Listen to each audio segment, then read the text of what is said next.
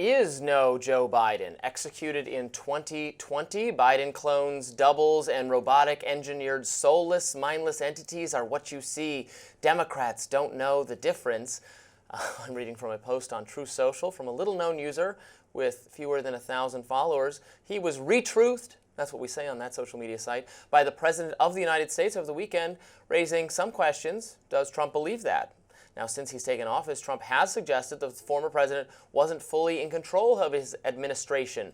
The auto pen was being handled by someone else. Some say on the right, it's a theory that's not far from what they've observed. Here's former SEAL Team 6 member Rob O'Neill. I was looking at old pictures of the night of the bin Laden raid. That's a different guy. That's not the same Joe Biden that was sleeping in the White House. That's a different dude. I mean, yeah. And I'm going to be labeled crazy for saying that, but open your eyes.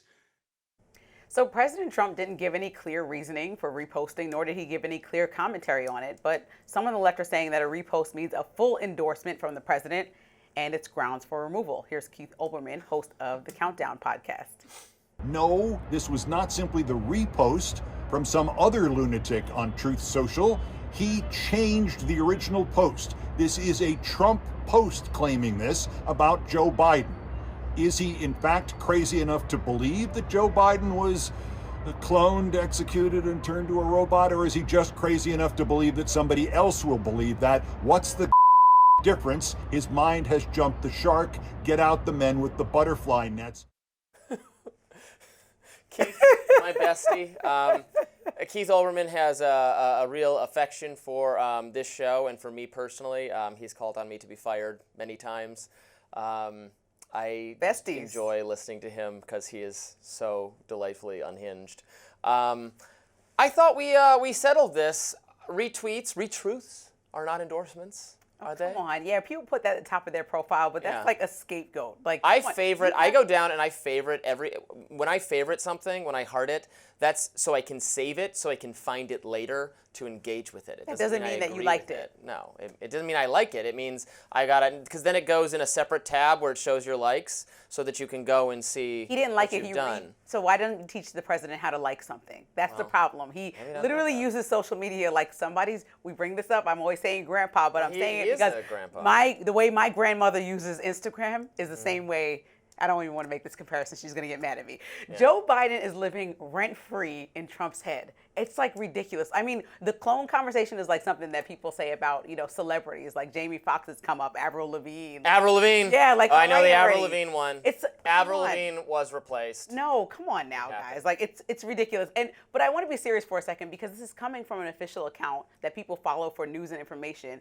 And we know that followers believe things that Trump say because he's the president, rightfully so. They should believe and look into things, but they also act on it, right? Some of the things that Trump was saying have directly been connected to people storming the Capitol because they were interested in some of his views and felt like they should take it 10 steps further than he ever suggested them to take it, correct? Mm-hmm. And so that's why he has to be really careful as the president of the country on what he's sharing, what he's posting, what he's saying without having all the facts and information. And even though I know you call social media some other land for Trump where he may have his assistant or a young staff member controlling, he needs to control his public image. Social media is used for real things and real communication. We gather news facts and we confirm data from social media. On X, if somebody confirms it in a political position, we take that as law and fact, and we research it as journalists. So how can he just share anything that he doesn't have any information about? But how can you say that after the exposure of the Biden cognitive decline cover-up? All the legitimate sources of information